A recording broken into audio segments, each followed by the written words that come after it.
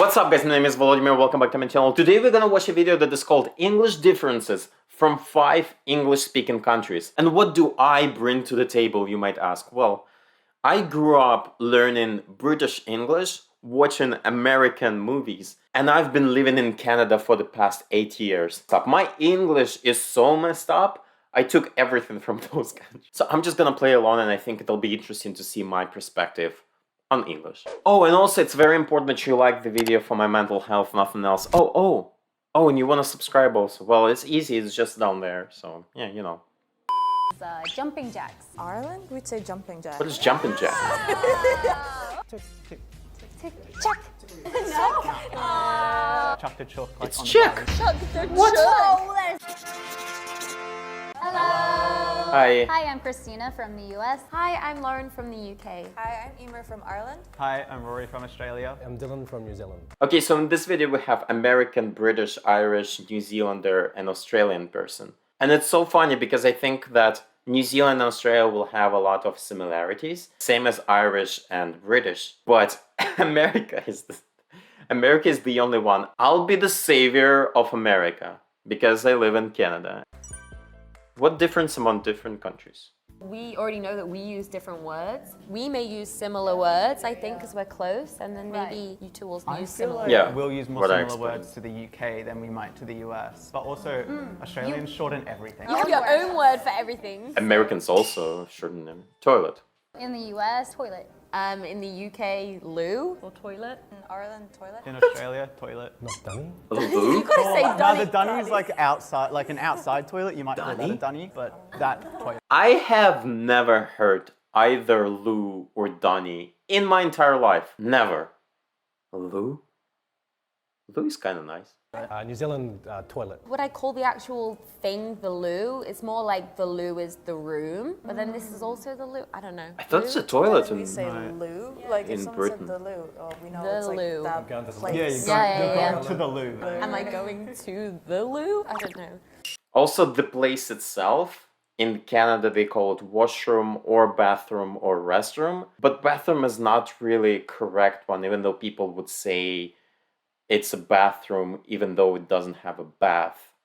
But technically, grammarly speaking, it's not correct, you know what I mean? But people say washroom for the most part. Chicken. In the US, this is a chicken. In the Or UK, ham. this is also a chicken. In Ireland, it's also a chicken. In Australia, it's a chicken. In New Zealand, it is a chicken. You know what, also growing up, I learned that hen is like grown-up chicken and chicken is just a small chicken. And when I moved here, people call chicken everything. People don't call hens hens.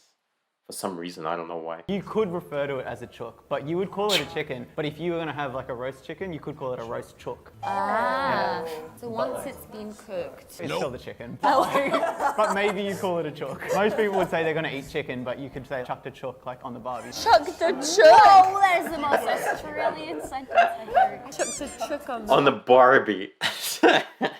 Australian accent and just slang is hilarious. Chop the chook on a Barbie?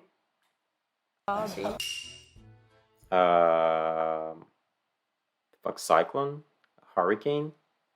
So in the US, is a hurricane. In the UK, we would say hurricane. In Ireland, hurricane. In Australia, you'd probably say cyclone, but you would know what a hurricane is. Yeah, in New Zealand, Oh. I would say cyclone, but we don't have any. Yeah, us I said too. both. I think like cyclone is also used commonly, but like in the news, which would be where we would see would be like hurricane. If someone said cyclone, I'd know what it is. Right. Yeah. Fax machine? Oh, wait. It's a cash register. In the US, cash register. In the Yeah. UK, till. In Ireland, it's Oh, right. In Australia, Till. it's the till. And in New Zealand, it's the till. Yeah, some people call it tilt as well, but I don't know. I call it cash register. I don't use that word also a lot, so you know. Oh, sorry, Christina. I see. Till? That's why they Cash needed register is Canadian so there. It's like a tongue twister too. Cash register. Cash Till register. is so much easier to say though. I feel like in Ireland, I've heard register sometimes. I think like you hear it in like Seinfeld and stuff, so you just know like what it is. We know what it is. Till, never. I never hear till, but it's so much easier to say. Fall.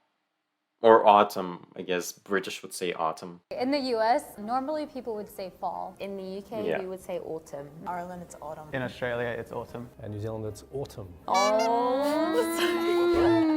Again, they needed Canadian here. They needed a Canadian here. Come on. That's so mean to this girl. But autumn too, but I think typically fall is much more commonly used. But we definitely know autumn. Always like fall festival. Yeah, it would be fall. In the